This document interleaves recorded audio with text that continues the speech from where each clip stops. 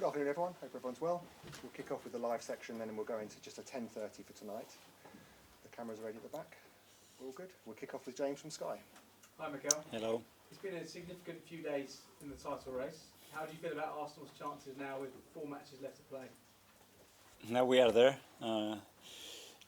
We have to look at ourselves and try to perform the best possible way, win our matches, and wait to see what happens. And that's what we discuss. Sounds a bit repetitive, but it's what we have to do. Do you see it as a two-horse race now between yourselves and Manchester City? I don't think so. I think this league is tremendously demanding, and it can be still a lot of turns, and we all know how difficult it is to win games in this league. April has sometimes been a difficult month for Arsenal in the last few years, but how much can you take from the way your side has responded to adversity this month? Yeah, it's been great.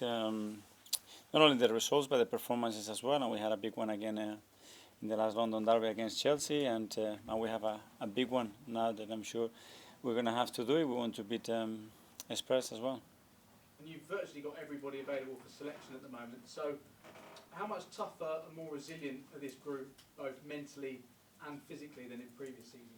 Yeah, availability, we mentioned that before, there was going to be something key. It's true, apart from Jurrian, that is going to be very close, that we have everybody available, and that's a huge boost that elevates the training session, the competition between the players, and the alternatives as well to pick the right lineup, to change the game, so it's something really important. How much excitement does that give you, the growth in this side, both towards the end of this season, but also looking ahead to the next few campaigns?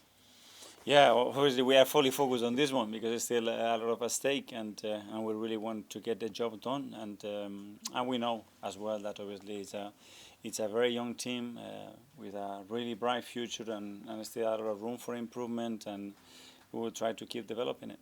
And on Tuesday night you said what your side has done physically has been unbelievable. Yeah. You played 4 times since Tottenham's last match. How much of a factor do you think that could be on Sunday? Well, for sure we're going to be fully ready, so we have a bit of time as well to recover and to prepare from the Chelsea game, and I'm sure the team is going to be fully ready to go again on Sunday. And finally, was yesterday's performance from Manchester City just a further indication that you do need to be perfect between now and the end of the season to give yourselves a chance? It's another game, and that they managed to win in a convincing way, and something that we cannot control. So let's do what we have to do. Anita from the Premier League. Hi, Mikel. Hi. You were talking about the fact that nearly all your players are all fit. How much of a selection headache is it for you right now, especially when we see the likes of Partey coming back and performing so well the way he did against Chelsea, and then Trossard, another player, for example? It's good headaches though. Yeah, you feel for the players because as well I see how much they want it, and how much everyone wants to start and contribute to a team and impact the team in the right way. So it is always difficult. It's part of the job, but as well they're fully ready to come on the pitch in whenever time that we need them to try to help us to win matches, and the spirit is so good. The North London derby, you know how important this game is to fans. How does it compare preparing for this game as a manager compared to when you were a player? More motivation, if anything, because you know what you can give to your people, which is a lot of joy and happiness if we manage to win the game. And obviously when you have the chance to do that and that's in your hand, you really want to make the most of it to try to make it happen. And how do you find Postecoglou's adjusting to the league? He's been very clear about his style of play, not deviating from that. Yeah, really impressive with what he's done. I'm not surprised because I know him. He was in the Australian national team when he was in Japan as well. I follow him when he was at Celtic, and he's always been super clear with a really clear direction and identity of how his teams play, and I love the way his teams play, so I think it's been very good. And just finally going into this game, how are you seeing the players? Again, I mentioned just how important this game is, not just for the fans because of what's online for the North London derby, but for the title as a whole. Enjoying the moment, try to navigate through this in a natural way. They are super competitive at the moment. Everything we do in the training session, they just want to compete, and it's a really good sign because we know what we're going to have to do. We're going to win it, and that's it. And we have to raise the bar every day in training to try to match that. So when we get to games, we are ready. Thank you. Best of luck. Thank you. Ian, Talksport. Hi Mikel, how are you? Thank you. Beginning of the season when you brought in Declan Rice, I think everybody thought that was a really good piece of the puzzle to fit into Arsenal. They were less sure about Kai Havertz, but I think we've all been won over now this season with what he's done for you. Just explain for us how much of that was your decision and how much of that you knew he would come good for you. Yeah, it's never my decision, it's our decision. We made the decision super aligned with the club vision, and then obviously in the sporting side, Edu and myself, we make all the recommendation. There is a lot of people very important, and you need the ownership as well to back you and then make things happen. But we were very convinced that there were characters first, there were players with the right qualities to fit in our model, in our club. And sometimes it takes a bit of time. It's inevitable. Sometimes you're going to make mistakes. I try to minimize them and try to at least generate the environment and everything that the players need to fulfill their potential. You mentioned the owners backing you, believing in your process. You've got a young squad here. You've built this young squad. No one handed it to you. You've gone out and built it. It's a squad that challenged last year. It's challenging this year. We'll see whether you win it this year. It's a squad that's going to challenge for a while to come, isn't it? I hope so, but that's something that you have to show every season, every game, and in this league that's extremely difficult to do it 2 years in a row. We're not satisfied with that. We want to win it, and we're going to make everything that we can to win it. And if we do win it, we will try again to win it, and if we don't, for sure we'll try again. And if you don't win it, it's still progress, right, this season? I'm not thinking about that at the moment. I'm just thinking how we're going to win it.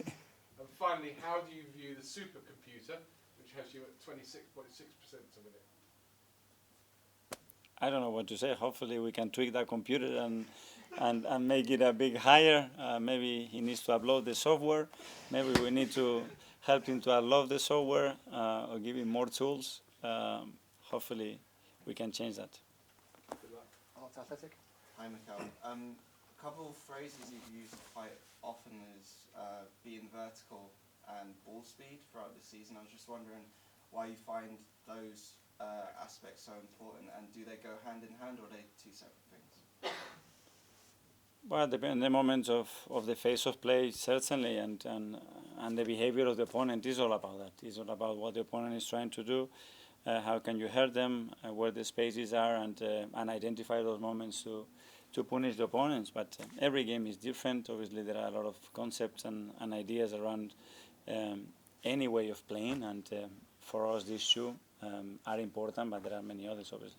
I think we saw them both against Chelsea. Do you know, can you get a sense of, okay, I'm going to see that today from the players, or are you like us, you just kind of find out when everyone else finds out? Well, there are certain games that you imagine the type of game you're going to play and try to explain to the players, this is what I think is going to happen, this I think why this is going to happen, this is how we can provoke this happening as well. And then it's about trying to make it happen and then use it. Mark, PA. Hi, Mikel. Hi. 2 years ago, simple sign of the season, excuse me, losing my voice, you went to Spurs, chasing top four, and lost 3-0. I just wondered for you personally, was that one of the hardest nights of your managerial career so far, and what did you learn about you and your team that night? My memory is failing. I was more focused on the one of last year, much more positive. Do you think that game 2 years ago, you have a different core of players now? Do you trust this team almost more than you did back then to be able to deliver in the big moments? We've already seen it this season, I suppose. I have always trusted my players, and then from there you can perform. I can get right or wrong decision as well to help the team to win or not win in the best possible way. It was a very particular match for many situations, that one as well, but certainly, of course, we learn, we try to evolve from there, we try to get a squad that is better equipped. We all had experiences as well that hopefully has helped us to develop and be better, and on Sunday we'll have to show it again. Simon Standard. Hi. It's 20 years to the week since Invincibles went to White Hart Lane and got a result that won them the league. How much do you draw on that as inspiration when you're going into derby like this? Well, I understand that, but that's not going to happen mathematically, even if we do win it. But there are moments, obviously, that are very important in our history, and I'm sure that a lot of players know about it. Certainly the staff and the ones that have been here long enough know about it, and it's about making our own history now. You were saying about the team being fully ready for the game. Do you think with Spurs you might have an advantage the fact they've had 2 weeks off, whereas you guys are in the rhythm of playing every 3 or 4 days? I don't know.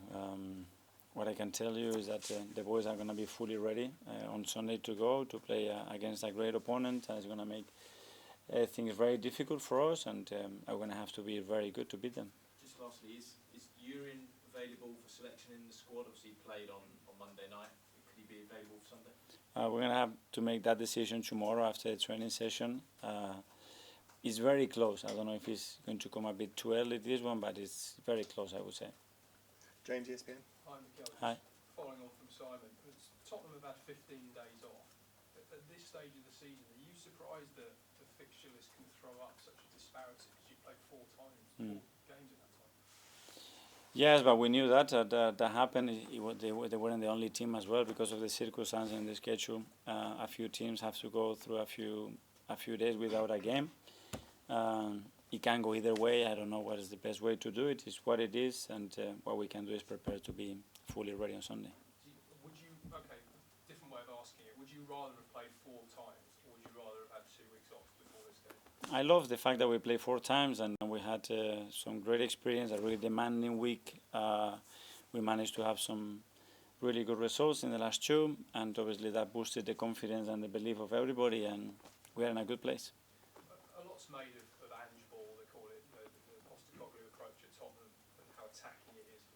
Are you expecting an open game on Sunday, or do you think they might tweak it a little bit out of respect for you and your team? Well, I don't know. I don't know what they would do. They haven't changed much. I think they've been very, very consistent, and I think that's been probably the biggest strength as well in what they've done. So you have to be prepared, and then in games things can change, and you have to be able to tweak things if necessary. And just finally from me, the players that you signed recently, Kai Havertz and Jorginho from Chelsea, Declan Rice from Tottenham, from West Ham, 2 clubs that don't have a great relationship with Tottenham. How much can that help you and help the players understand the hostile atmosphere that they're going into on Sunday?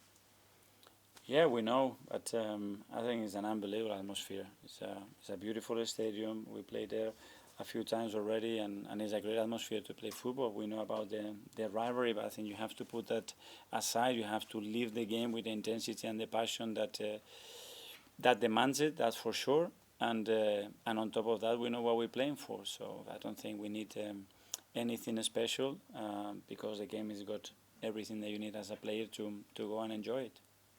Kaya, Football London. Hi, Mikel. Hi. You can officially finish above Spurs if you beat them at the weekend. I think even if you get a draw as well.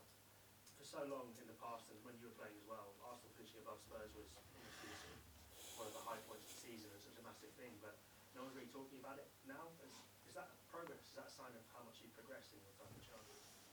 I don't know, but I think we have to look at ourselves and what we want to achieve and what our goals are, and then evaluate that. And obviously you have to put that in the context of a league and a lot of clubs and teams that are super strong and make it really difficult for you. But I think that evaluation has to be related more about, okay, what we've done right, what we can still improve, and then make certain decisions in relation to that. You can also qualify for the Champions League for the 2nd consecutive season at the weekend. Again, that's something that no one's really talking about. But do you almost have to stop and think, wow, this is really good progress for the club, and then when you look back on that, do you take a great sense of pride in the fact that no one's really talking about it, everyone's talking about the title and the standards have really risen? Yeah, we have to do it first, and once we do it, I think it's important to mention it and remember it, and then go to the next one. Okay, everyone, we'll now go to 10:30 tonight.